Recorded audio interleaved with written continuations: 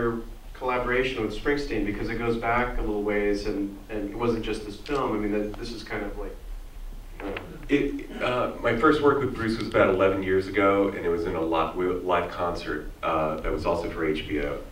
And at that time, we spent about 7 months cutting a live concert from New York at the Garden.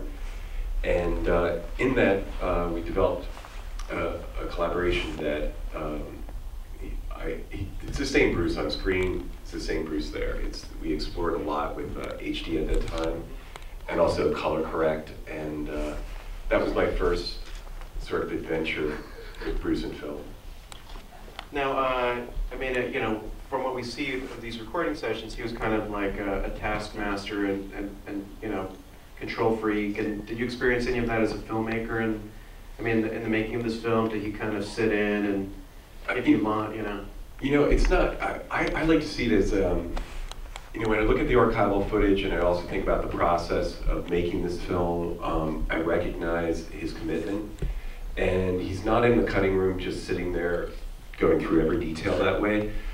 But the same Bruce would appear from the '78 footage in the cutting room at times to push you to explore something a little bit deeper. And we did a couple interviews, and you know, the first cut he watched, I remember, was an hour long, and we went back and we just explored some things a little bit more intensely. And one of the things was the notebook. Realized that the notebook could be a character in the film, and you know, I think he's able to look at the details of the film and just push it to another step. And I recognize that process of him understanding film, needing that, just the way he approaches music. Yeah, the notebook was, I mean, it's a pretty great relic of kind of American pop culture. It's just this kind of spiral-bound notebook. Did you get to hang out with the notebook by yourself? Or? Yeah, we scanned every page, and it's amazing to see because we reproduced it for the box set that comes with the film. And you know, as an editor, I related to it because there's just so many versions of things, like they mentioned in the film, and a lot of these songs we're so familiar with, and it was just fantastic to actually see his writing process and really see him going through this process of teaching himself how to get certain themes, develop certain themes, and also, you know, just honing on what he wanted this album to be. So going through the many versions of Badlands and things like that is just an amazing experience.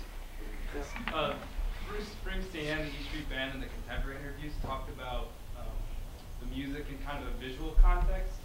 When you were interviewing them, was that their recollection, or did you have to kind of guide them to, oh, this is how you thought about it, everyone kind of thought about it this way, or was it natural? You know, the interview process that I have with them, it's very conversational, so I don't really, and I'm not consciously guiding them saying, like, this is what I want it to turn out to be. And what's great about the band, especially John and Bruce, a lot of the themes would overlap, and you know, the use of the word cinematic and the approach to this album being that way, each band member brought up.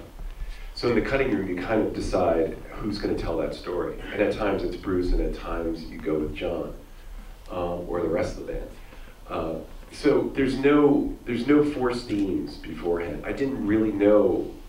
I knew I wanted to make a film that was about his artistic process. I wasn't sure how I was going to put that into the making of. So it just unfolded. Can you talk a little about your thought process regarding how much Patti Scialfa to include in the film here? Because you don't touch on their relationship at all, and if you don't know about the backstory between them, you might not even realize about their romance. I know they didn't have that during the recording of that album, but how much did you want to include her? Was there more at any point? How much was she consulted?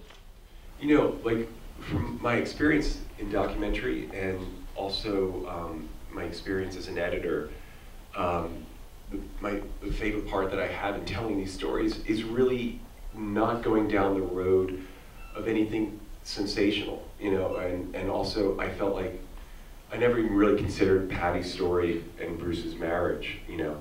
what for me was going to be a lot harder to get across was Bruce's creative process. So I never really thought about it. She wasn't on that album, but I know that she had a really interesting take on the lawsuit process that no one else had.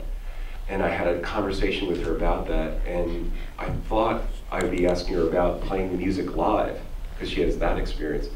But then she had a great, take on that maybe it wasn't a bad thing for Bruce to go through, and he learned a lot from it. So in the cutting room, you find these things, and also, for me as a director, the less preconceived notions that I have going into these interviews, the more I can stumble upon a mistake that really works. Right. And something like this documentary, how do you know when you're done? It's a great question. I don't know. I didn't know, and I think there was a point where it was for 4 years, and there was points that we weren't working on it directly, and I think for me as an editor, it's that dangerous point where I'm familiar with stuff and I want to change it because I'm familiar with the material. That tells me that maybe the film is done, that I'm waiting to see something new, so I want to create something new.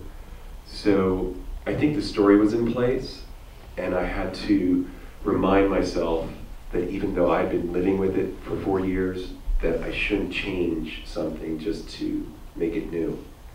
That's that tricky point when you say, okay, I think the movie's done, I have to step away. Can you talk a little bit about how your work as an editor might have influenced the way that you direct or you shoot? As an editor, I had that battle between the director moment and the editor moment. I think in the process of being a director with the documentary films, I rely heavily during the interviews to listen to the rhythm of things. And also, the Bruce interview, I'm really thinking about the tone that I wanted that day and hoped for as an editor. I felt like I was getting it in the room because it was a rainy, quiet day. There was a very small crew, and I knew I wanted this film to have Bruce on screen talking for a period of time where it didn't feel like there were sound bites, where you saw him thinking, where you saw those pauses. So the editor in me was kind of guiding the director at times.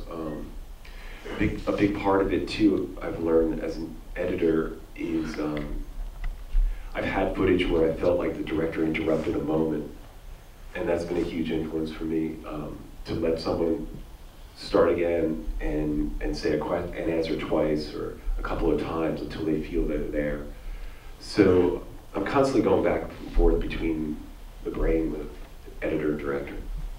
Thom, was there a central point from which you stemmed everything else out from with the documentary, a start point for you, or a theme that you wanted to explore with this? The obsessive side played the opening shot again and again, and I really didn't have a clue why. Every day I'd play that shot. Every day I'd play that shot. And it took me a little bit of time to realize that was the shot of Bruce creating.